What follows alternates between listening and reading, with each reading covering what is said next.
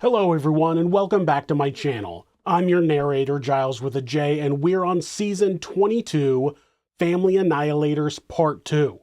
I already did a season of Family Annihilators years ago, and you can check the description for a link to a playlist of all of those videos. Otherwise, on with the show. Divorce is never a pleasant experience, especially when children are involved. When Mike Farrar and Debora Green separated, the divorce process was not entirely smooth. Debora did not want her husband to leave her, and Mike was no longer able to feel safe in his own home. He recognized the dangers to himself due to his wife's erratic behavior, but he was able to rest assured that she was a good mother, who would never hurt her children. When her alcohol consumption began putting that thought into doubt, he told her he was going to seek custody of the kids. What he thought he was doing to ensure their safety would put them in immediate danger. This is Monsters.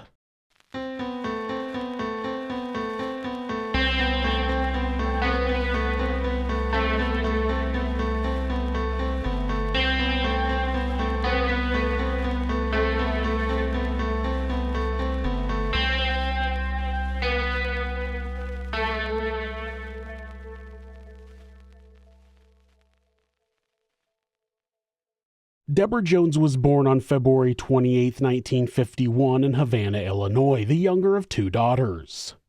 Debora was said to have been intellectually gifted and learned to read much younger than was common. She took both piano and violin lessons as a child and continued playing piano into her college years. The family moved to Peoria when Debora was in high school, and the young woman finished out school with high grades. The principal of the school would later remember her as having followed all the rules, and she didn't do drugs or drink. She was a cheerleader, served on the student council, and was a National Merit Scholar. Once graduated, she enrolled at the University of Illinois with the goal of becoming a chemical engineer. She was told at the time there was an abundance of engineers and that she should pick a backup major just in case. She chose pre-med chemistry and completed the work in only 3 years. While attending the University of Illinois, she met an engineering student named Debora Green, and the two dated through the remainder of the time Debora was at school there. After she completed her undergraduate studies, she was accepted to both the University of Illinois and the University of Kansas's medical schools, and she chose Kansas. The University of Kansas is in Lawrence, which is about 40 minutes west of Kansas City, but the medical school was in Kansas City just west of the border with Missouri. By then, her father had been promoted at work and her parents were living in Kansas City, which was what helped her make the decision. Debora went to medical school, but she never really wanted to be a doctor. Her passion was engineering, but after getting the advice to pick a backup major, she just veered off on the path of medicine and was successful at it. She was well liked by her classmates, and people would later say that she was easy to get along with. While in Kansas City, she and Debora married in a small ceremony where Debora's parents and her sister Pam were the only attendees. Debora moved to Kansas City, and the couple lived in an apartment while Debora completed medical school. She made that happen in only 3 years and then started an internship at the ER at Truman Medical Center in Kansas City, Missouri. In case you aren't familiar with this part of the United States, there are 2 cities named Kansas City. One is understandably in the state of Kansas, right on the border with the state of Missouri, which neighbors the Kansas City in that state. And they're not one big city, they are 2 different cities. Ironically, Kansas City in Missouri is the larger of the 2 cities and more often what is referred to when someone mentions Kansas City as a major metropolitan area. After Debora graduated from medical school, they moved into a house in Independence, Missouri, which made her commute to the hospital easier. While working in the ER, she liked that the environment was always busy, but she eventually found that the majority of emergencies were conditions that should have been treated by a doctor early on, but the patient waited until it was too severe. She would say that she got bored and would eventually transfer to a different department, but stayed in the ER for many years. Debora and Debora's relationship didn't last. Debora would later say that she didn't know why they married and they had no common interests. They separated in the late 70s, and Debora didn't hesitate to fully embrace her newfound freedom. She had been either in school or married for most of her life, and now that she was in her mid-20s, single, with a good-paying job and money to spend, she took advantage of it. She was a senior resident in the ER at Truman Medical who regularly worked extra shifts to add to her already hefty income. She would go on trips with friends to Central America, and she bought herself a brand new Jaguar XKE. Though she clearly enjoyed the freedom, she still longed to be in a relationship and to settle down. That's when she met Michael Farrar, who was a medical student in his senior year at the University of Kansas Medical Center. He had an emergency room rotation that year, which is where he met Debora. He was also a gifted student who got straight A's, but he would later say that he had to work very hard for those grades, where Debora didn't. When they started dating, Debora was still legally married to Dwayne, but when Michael found out, she promised they would finalize their divorce soon. That happened in December of 1978 and was completely amicable. They both used the same lawyer to just get the divorce done as efficiently as possible. Mike said he met Dwayne once and thought he was a really nice guy. Mike and Debora got married on May 26, 1979 in a far bigger ceremony than her first marriage. They spent 2 weeks in Tahiti for their honeymoon, which was all paid for by Debora. By then, Mike had started working as an intern, but his salary was nothing in comparison to what his new wife was making. It's been reported that she was bringing in $70,000 in 1978, which would be about $350,000 today. It's not clear if that was before or after the overtime she regularly put in. Mike would later say he knew he had made a mistake even during the wedding ceremony. By then, he had seen how volatile Debora could be when she didn't get her way. She wasn't a spoiled child, but due to her quick success in the medical field, she didn't have to want for anything. She could afford to purchase anything she wanted or do anything. That made her unable to handle a situation that didn't go in her favor. Once when a couple took a parking spot that she was headed toward, she got out of the car and followed them all the way to the store, berating them. Mike also said that Debora didn't like his family and made no effort to have a decent relationship with them. She also didn't take his name, remaining with her ex-husband's last name, which she said was for professional reasons. She didn't seem to be interested in being intimate with him, even on their honeymoon. She seemed to prefer a good book to the company of her husband. It seemed as though Debora wanted the stability of a married life, but didn't really want a partnership, and she didn't even pretend that that's how she wanted their relationship. Mike pushed through the immediate disappointment of the marriage and tried to make the best of their life together. He did his residency at the University of Cincinnati Medical Center and then did a 3-year fellowship in cardiology. Debora moved with him and went into private practice in the emergency department of Jewish Hospital, but she was not well liked by other doctors. She was an excellent doctor, but when she referred a patient to a specialist, if that doctor disagreed with her, she would explode. Instead of discussing the patient's condition diplomatically, she would insist the other doctors treat the patient however she saw fit, and she wasn't any better with the patients. Those who came in after having let simple problems turn into bigger problems were often met with confrontation. She eventually decided that emergency medicine was not for her, and she transferred to internal medicine, which meant she needed to go through residency in that field. It wasn't like starting over completely in a new line of work, but it was a bit of a step back. She had been out of internal medicine for long enough that she had to do years of training as a senior resident.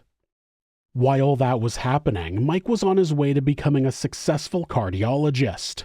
That shift in the balance of power was likely a serious problem for Debora's ego, but the couple continued on their paths. Though she didn't show it, it seemed to be causing Debora enough stress that she began self-medicating. Mike would later say that, around that time, he started finding bottles of sedatives around the house. Valium or Percodan. Bottles with the names of patients on them. He said it wasn't often, but it was happening. He would question his wife and she would shrug it off, claiming she had put the bottle in her pocket and forgotten about it. He gave his wife the benefit of the doubt, but soon she was complaining about having horrible headaches in the back of her head. That was an unusual place for a headache to be felt, so she went to a neurologist who diagnosed her with cerebellar migraines. She received medication and it seemed to help at first. Mike would say that initially he believed that Debora had taken the sedatives due to the headaches, but she had undergone an operation on her wrist that regularly caused pain and that she had trouble sleeping, which he later believed was what the medications he found around the house were for. Debora became pregnant with their first child in 1981. Both her and Mike were very happy about having a child, and Debora believed that their child would end up intelligent and good-looking due to the genes from both herself and Mike. Timothy Farrar was born on January 20th, 1982, and even though he was unplanned, he was a welcome addition to the family, and the parents planned to have another child within the next few years. Debora took 6 weeks of maternity leave before hiring a nanny and returning to her residency. She was eventually awarded a fellowship in hematology and oncology. Just like they had planned, Debora gave birth to their second child, a daughter named Kate Farrar, on December 27, 1984. Like before, Debora took a short maternal leave before returning to her fellowship. She completed her fellowship before Mike had completed his, and though she was able to pass the board certification for internal medicine, she failed the certification test for oncology twice. She also failed the test for hematology. It was something that was unusual for someone as smart as Debora, who regularly did well academically with little effort. Mike would later say that, even though she was extremely smart, he never saw her study for those tests. They were difficult even for the smartest among the field, and it seemed like she didn't really care about learning more than she had to. Technically, she would still be able to practice medicine in the fields of hematology and oncology, she just wouldn't be listed as board certified for either of them. Sure, a doctor in any specialty has to be trained in that field of medicine, but to be board certified means you're dedicated to that field and have advanced knowledge and ongoing education above and beyond what is minimally required to be licensed in that field. If you want the best care in any medical specialty, finding a doctor that is board certified is really the best option. Still, Debora opened her own private practice in hematology and oncology. It was a strange choice for Debora. Oncology requires a great deal of human interaction, comforting patients who are regularly receiving bad news. Every single person who knew Debora would tell you that she was not the right person for that job. She was always a very scientific and clinical person who did not have a decent bedside manner. During her years in the ER, she had a hard time dealing with patients. She had no tolerance for people she viewed as stupid. Someone would come into the ER for something that either didn't need an ER or should have been handled by a doctor much sooner, and she would treat the patient like an idiot. And I get it. I often get annoyed by the actions of people doing stupid things, but I'm not a doctor. I've effectively gotten myself to a place where I come in contact with very few people in my professional life. In life, you gotta play to your strengths, but also take into account your weaknesses. Debora seemed to be under the impression that she was becoming an oncologist because she loved people, but that would quickly prove to be untrue. One patient commented that Debora was cold and unfeeling. Another said she was, quote, the strangest doctor I've ever worked with in my life. Fortunately, her time with an oncology practice was short-lived, and after Mike completed his fellowship, he was offered a position back in Kansas City, so the family packed up and moved back to that area. Back in Kansas City, Missouri, the family moved into a nice house near the Kansas City Country Club. Mike excelled at the practice he had joined, but after a year, Debora was disappointed to learn that her employer was not going to offer her a partnership, something that was almost unheard of. Mike believed it was likely due to her negative interactions with patients, but he also soon learned that Debora had started walking with a limp, slurred her speech, and her handwriting was becoming illegible. I know, that shouldn't be uncommon for a doctor, but Mike said her handwriting was actually pretty nice before then. He searched the house and found a drawer full of prescription sedatives, realizing that that was the reason Debora was not offered a partnership from her employer. Mike confronted his wife, and she claimed she was having pain in a knee she had previously had surgery on. He said he didn't believe her. He said there were too many narcotics prescribed to too many different patients for it to simply be for pain relief. He told her she was addicted and it had to stop. She agreed and he believed her, and for a while he said things did get better. She wasn't showing signs of impairment and she finally opened her own practice by herself. She had a bookkeeper who handled her billing and she took on patients at a local hospital that was said to not be very busy. She didn't have anyone to second guess her and she was able to work without much conflict, but it wasn't even a year before the hospital closed down. Around that time, Debora learned that she was pregnant, and unlike her other 2 children, this one was not wanted by her. She assumed they would stop with 2 kids, and this pregnancy threw a wrench into whatever plan she may have had for after the hospital closed. Maybe she could have found a different hospital to work out of, or she could have opened an office.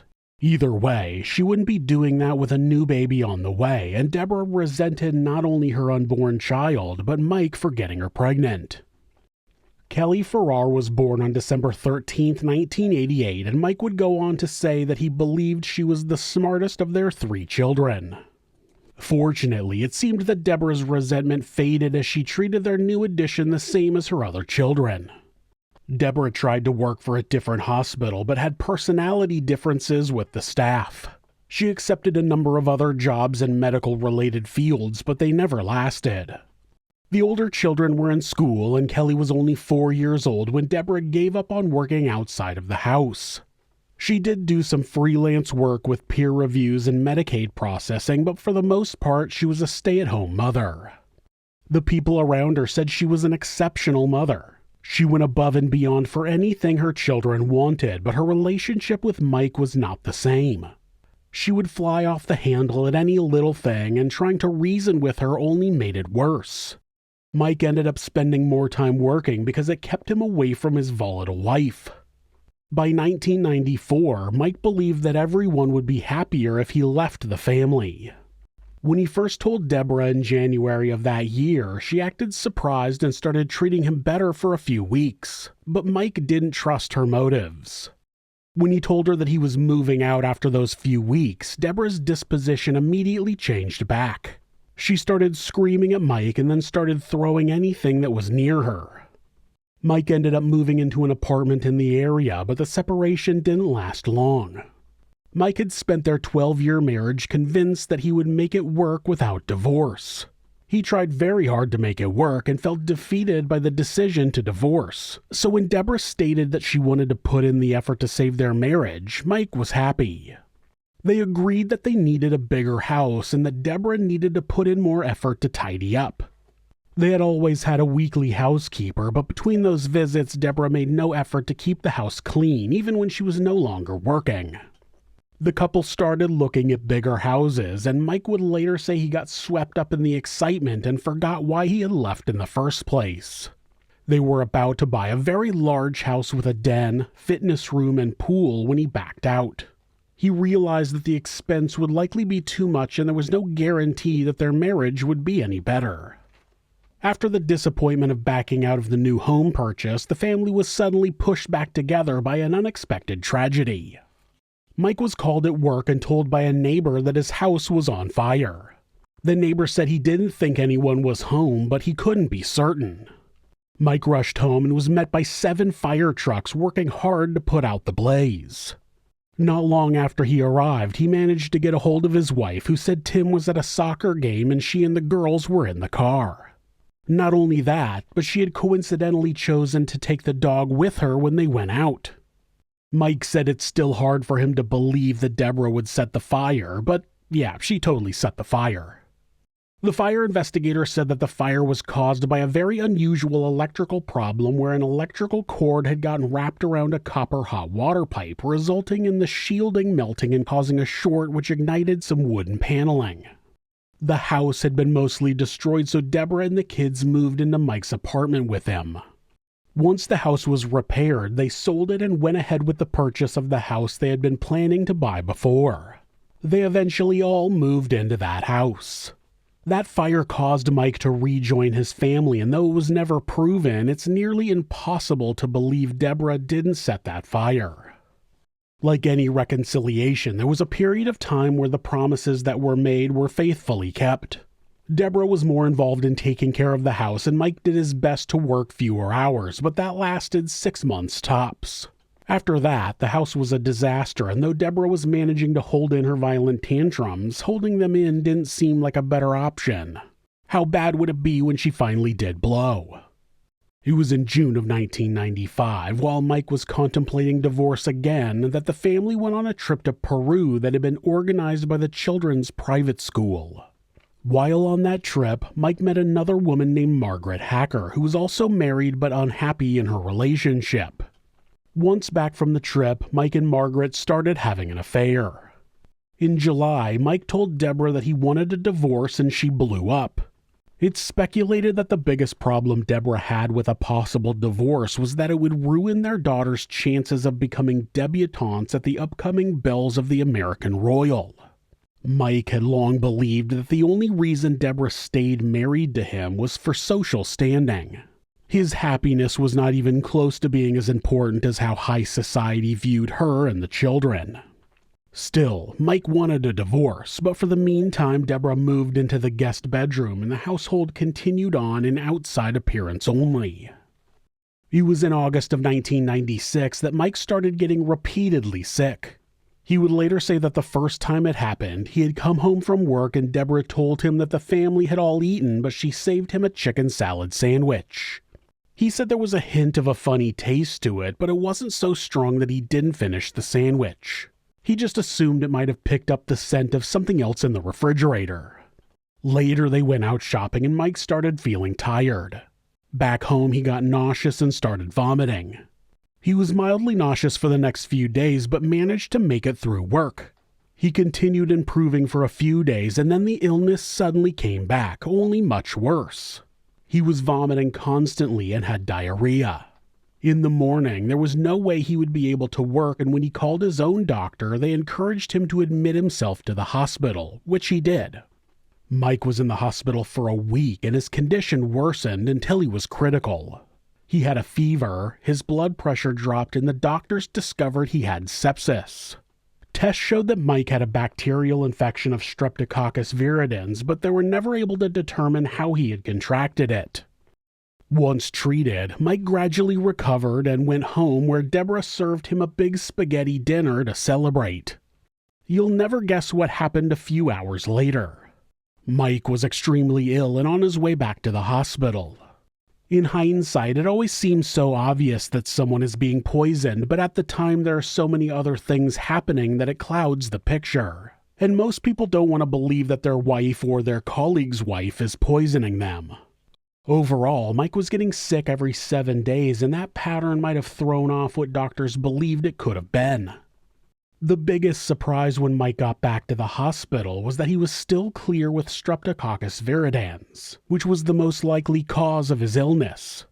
It would make sense that it wasn't completely out of his system when he was sent home, but it was, and now he was sick with something completely different, though showing the same symptoms.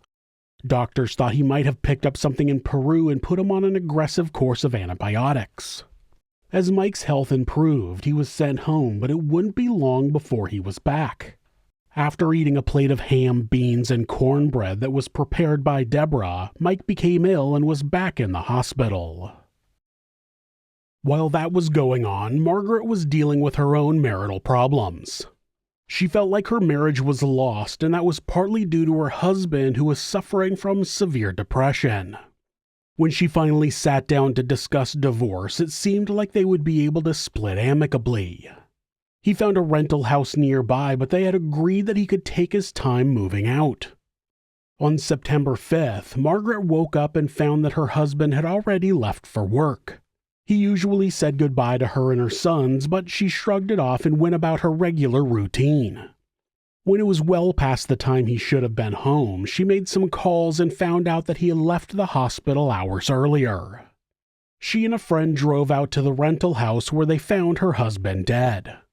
Despite being found in the garage, he had not died of carbon monoxide poisoning. He had injected himself with a lethal dose of fentanyl and died relatively quickly. Even though he had likely been dead for hours, Margaret, her friend, and a neighbor of the rental house tried CPR with no success. When Mike returned yet again from the hospital, he had become concerned about Debora's substance abuse. She had never been a heavy drinker, but recently she had been drinking to the point of passing out. He was getting calls from his children while he was in the hospital because they were concerned about her behavior. While Debora was out of the house and the kids were at school, Mike started searching the house, assuming he would find a stash of sedatives again. What he ended up finding was even more shocking. In a tote bag belonging to his wife, he found at least 10 packets of seeds.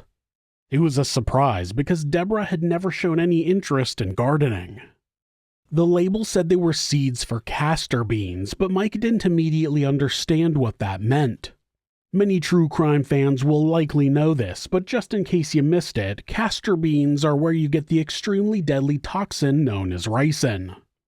Without that knowledge, Mike would continue to be confused by the seeds as he continued digging through the bag.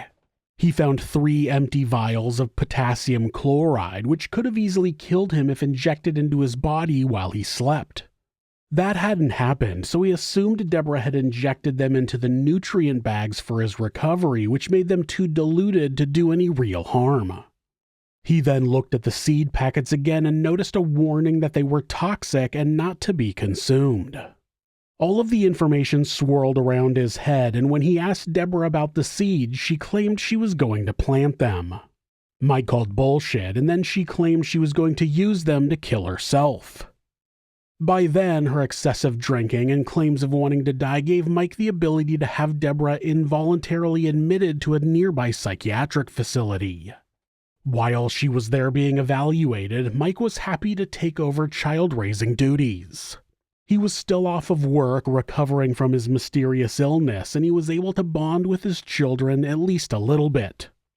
Unfortunately, he knew that once Debora was released, he would have to move out of the house. It was for his own safety, as by then he had come to accept that his wife had been using the castor bean seeds to poison him. As much as he didn't want to believe it, it was no coincidence that he would get better in the hospital and then suddenly get sick again as soon as he got home. And everything he had eaten right before he got sick was given to him by Debora and served to him separately from the rest of the family. It had been too long since he had been poisoned for the ricin to still be in his system, but he was able to confirm with the doctors who had treated him that ricin poisoning would have fit his symptoms. Mike knew for sure that he had to get away from Debora. By the end of September, Mike had moved out of the family home, and both he and Debora had met with lawyers about a divorce. It seemed like Debora was doing better after having been released from the psychiatric facility. She had been diagnosed with major depression and given medication. The doctor made it very clear that she could not drink alcohol with the medication, and Debora agreed that she wouldn't. Mike believed that his children were safe with her because, despite her violent outbursts towards him, she had never been anything but a loving mother to the children. Mike truly believed that he and Debora could separate and it would be a healthier environment for the children. And with her mental health issues being taken care of, they could all move on and have better lives. Mike was finally strong enough to go back to work in the middle of October. He was not working full-time, but he was working his way up to that and hoped to be there sometime in November. By then, he also hoped to be divorced from Debora and able to watch his kids grow up into productive adults. Debora was not about to let him have that happiness, though. On October 24, 1995, Mike received another call from a neighbor informing him that his house was on fire. By the time he got up and made it to the scene, the fire department was there, working to put out the fire. 911 had received a call at 12:21 a.m. where all that could be heard was heavy breathing. The 911 system identified the caller's address, and the dispatcher sent out patrol cars who found the house on fire and called in the fire department. The first officer on the scene was met by a woman and a young girl who turned out to be Debora and Kate. They said 2 other children were still in the house, and the officer did everything he could to make entry, but the fire was too advanced. When firefighters were on the scene, they also attempted to enter the house to search for bodies, but weren't able to find any. The fire was extinguished in about an hour, but it would take several more for everything to cool down enough for firefighters to enter. In the meantime, Mike, Debora, and Kate were taken to the police station. Nobody was under arrest. It was too soon to have a cause for the fire, but investigators wanted to get as much information as they could about the situation. Debora explained that everyone had gone to bed that evening, but she was woken up by the alarm system. She said the alarm had gone off before, mostly because the dogs had set off the motion sensors, but this time it was a sound she had never heard before. When she opened her bedroom door, the hall was filled with smoke, so she used an exterior door that went out onto the deck to leave the house and ask her neighbors to call 911. She said that when she was walking by the pool, she heard Tim on the intercom. She explained who Tim was to the detective, saying, quote, "Tim used to be my 13-year-old. The detectives noted the odd phrasing. Over the intercom, Tim asked what to do, and Debora told him to wait where he was and the fire department would rescue him. When he asked if he should try to help the girls, she told him no. She then told the detectives, quote, "I'm sure that was the kiss of death." After asking the neighbor to call 911, she said she saw Kate on the garage roof and she got her to jump from there to the ground. She said that somebody must have already called 911 because it was only a few minutes after she alerted her neighbor that police officers arrived on the scene.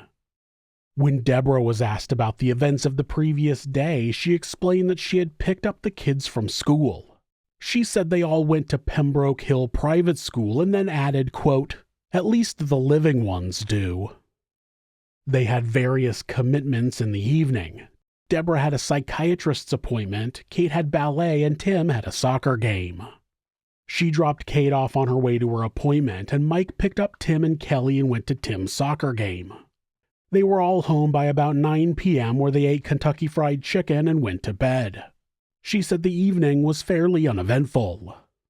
When asked about her marriage, she explained that they were in the process of getting a divorce. She told the detectives things like that Mike had never been in the children's lives and that she had stopped practicing medicine because Mike had coerced her to. She claimed that all 3 of their kids hated their father. She told the investigators that she wasn't mad about the divorce, but was actually relieved. She did mention that she had talked to Mike on the phone late the evening before the fire, but only mentioned they discussed information about his divorce lawyer. She claimed he had called her and that the call was quick.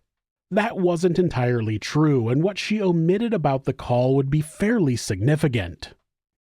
Investigators noted that their entire interview with Debora was all about her, how everything affected her and her plans. She also never asked about the status of Tim or Kelly or where Kate was during the first few hours she was there. When she finally did, she became enraged when she found out the bodies were still in the house. She screamed at the detectives that she wanted to be taken to the house to see her children and got even more upset when she was told she couldn't be in an active crime scene.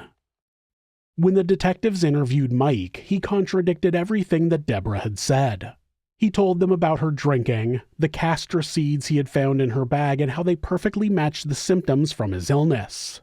He told the detectives about the fire at their previous house only 18 months prior and how it had happened right after Mike backed out of the new house purchase. He felt it wasn't a coincidence that another house fire happened immediately after Mike had given Debora bad news. That's when he told the investigators about that phone call just hours before the fire. The one where Debora had claimed Mike called her and they only had a brief conversation about his lawyer. It was true that Mike called her, but only because she had paged him. He explained that he had taken Tim and Kelly to Tim's soccer game where they all had a great time. Tim had played a great game and they had all talked about it on the drive home. There was no indication that his children hated him like Debora claimed. After dropping the kids off at home, he went to Margaret's house and had dinner with her and her sons. Afterward, they all watched a football game on the television, and at 10:35 p.m. he received a page. The number on the pager was Debora's house, so he called, but she said she didn't page him. She claimed the children were asleep and it wasn't her, so he hung up and shrugged it off. He knew there had been other times where she called his apartment and hung up, likely checking on his whereabouts. She paged him 5 minutes later, and when he called, that's when she talked to him about his lawyer. It wasn't long before Mike headed home, and on his way, he got another page from Debora. He waited until he got home to call her, which was at around 11:40 p.m. He could tell she had been drinking. She sounded perfectly normal the first time he talked to her. She was slurring just a little bit during the second call, and this time she was clearly drunk. It set Mike off. She was seeing a psychiatrist about this very behavior, and she was putting the kids in danger.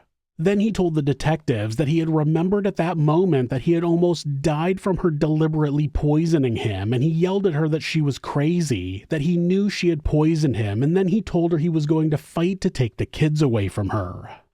That was likely the final punch that threw Debora over the edge. After the call, he sat in his apartment looking through his mail when his phone rang only a few minutes later. When he answered, it was Debora, and she told him she didn't realize he was home.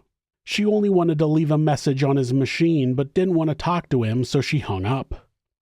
It was about 30 minutes later that the phone rang again. Mike wasn't asleep, and he assumed it was Debora, but when he answered, it was a neighbor telling him the house was on fire. Mike's parents had been called, and they were with Kate in the aftermath of the fire. The police also interviewed her, and she said that she was woken up by smoke, and when she opened her bedroom door, she yelled out for Tim, then closed the door and dialed 911, but didn't say anything before hanging up. Then she climbed out of her window and onto the garage roof. When her mother saw her, she told her to jump and that she would catch her. When she finally did jump, Debora completely missed her, but Kate was not injured in the fall. She told investigators that she was surprised Tim had not escaped his room the same way. She was unaware that her mother had told Tim to stay there. Kate did say that the children were mad at their father for leaving their mother and seemed to base her feelings for each parent solely on what Debora had told her over the years. She did admit that her mother had been drinking in excess recently, though. Mike and Kate were released first. They all went to Mike's apartment and tried to distract themselves from the horror of what they had just been through. A few hours later, Debora was released and the police called Mike because she had nowhere to go. Her parents weren't close, having since moved away, and she no longer had any friends in the area. Mike agreed to let her be dropped off at his apartment, but he didn't let her stay. He gave her $300 in cash, the keys to his truck, and let her use the phone to make calls. After she left, Mike's parents took Kate to their house, and Mike immediately went to his lawyer's office to file divorce papers asking for full custody of Kate. Then he went to his parents' house and slept. Debora picked up a bottle of booze and went to a motel room. She also met with her lawyer, but in that case, the lawyer went to her. When she arrived at the motel, she found Debora lying on the bed and she noticed some blood on the sheets. She couldn't tell where the blood had come from, and there were no obvious wounds. She called for an ambulance to take her to Shawnee Mission Hospital, where her lawyer's ex-husband worked. The doctors never seemed to identify where the blood had come from, but they determined that she had a psychotic break and she was admitted for observation. It was only 2 days after the fire that the funerals for Tim and Kelly were held. Debora had been released from the hospital, and her parents and sister had driven into town from Texas. Employees at the funeral home would later say that they had never seen anyone act the way Debora did at a funeral. She yelled at the staff about multiple little details that she thought they had done wrong. Mike had planned all of the funeral arrangements himself with no input from her, but she still expected things to be arranged the way she wanted. When her parents and sister stepped in to stand up for the staff, Debora began yelling at them, telling them to, quote, "shut the fuck up." The fire investigators ruled the fire an arson. They methodically checked all of the common sources of accidental fire: furnace, water heater, electrical panel, and appliances, but they were all in perfect order. It was on the main floor that investigators found pour patterns where an accelerant had been poured all over the first floor, up the stairs, and all over the upstairs hall outside of the children's bedrooms. They were not able to determine what type of accelerant was used, but estimated that between 3 and 10 gallons or 11 to 38 liters were used throughout the house. The police took over the investigation once it was determined to have been an arson homicide. Both Mike and Debora's clothing were tested for singe marks, but both were clean. When they tested hair samples from each of them, though, Debora's hair showed significant singeing, and that was despite her having gone out and had her hair cut twice in the few days since the fire had happened. That was highly suspicious, as Debora told investigators that she had not been near any flames and only saw smoke before exiting the house through the outside door in the bedroom. It was a sign that Debora likely set the fire and her hair was singed when the accelerant erupted into flames. Of course, Debora claimed that a group of people had run through her yard in the middle of the night a few days before the fire, and she suggested they had set her house on fire. It was an unlikely scapegoat and didn't explain how her hair got singed. Debora had been awake, and the many phone calls between her and Mike showed that she was up at the house and Mike was at his apartment. She had just had an argument minutes before her home was thoroughly doused with an accelerant and set on fire. It was virtually impossible to believe that anybody else would have been able to do that while she was awake at home without her noticing. Then, after the fire had been set, there was no clear way that someone else could have gotten out of the house. She had clearly set the fire and gone into her bedroom, which had its own exit. At the same time, authorities were also investigating the poisoning attempt on Mike and found a clear link to her purchase of the castor bean seeds and Mike's near-fatal illness. Police arrested Debora on November 22, 1995 and charged her with 2 counts of first-degree murder, 2 counts of attempted first-degree murder, and 1 count of aggravated arson. At a pre-trial show of cause hearing, Debora not only claimed she was innocent of the crimes, she blamed them on her deceased son, Tim. Her defense argued that Tim had set the fires that evening, and part of their evidence was that Tim had a fascination with fire. Oh, well, that's certainly strange for a young boy, right? As if that wasn't enough, they also claimed that Tim had been the one to poison Mike. They claimed that he regularly prepared meals at home and had even prepared the spaghetti that had sent Mike to the hospital the second time. But the meal was given to Mike by Debora, who could have easily put the castor seeds in the food before she delivered it. The seeds were also found in her bag with a receipt from where she had purchased them. The clerk at the store testified that he remembered Debora putting in an order for the seeds because they were out of season. Even if what the defense was claiming was true, which it wasn't, the evidence showed that she must have purchased the seeds for Tim. But she didn't. She was a sad woman who was so desperate to get away with her crimes that she was willing to soil her deceased son's name in court by claiming he was a killer. The court ruled that there was enough evidence to go to trial, and the prosecutor announced that they would be seeking the death penalty. Debora's defense team hired a private investigator in the hopes that they could disprove that the fire was arson, but they did the exact opposite.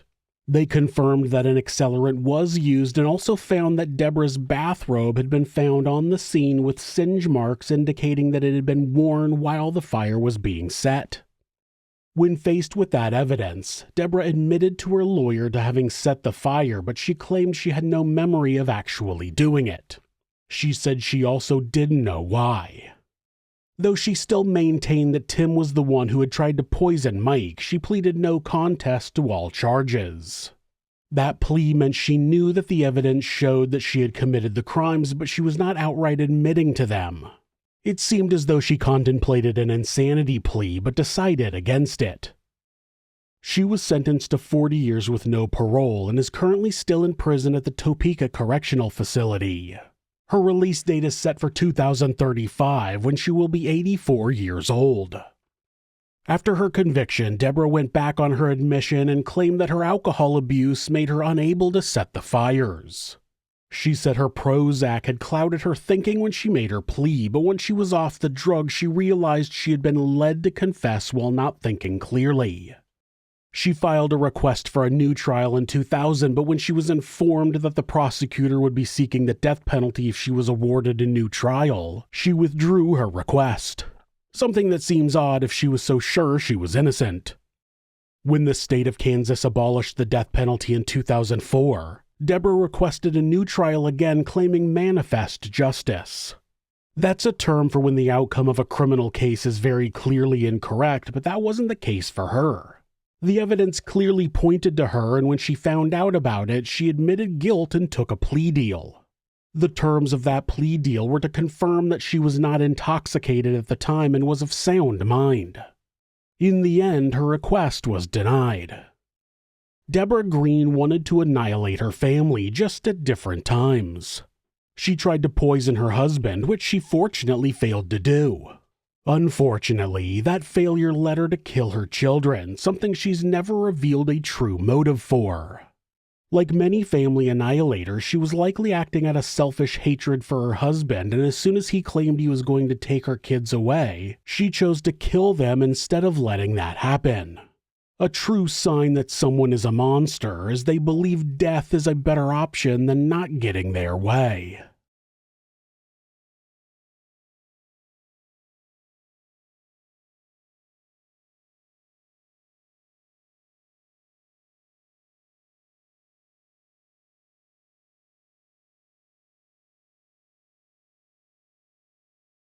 Thanks so much for letting me tell you this story. If you're a fan of true crime, hit subscribe and turn on notifications so you don't miss an episode.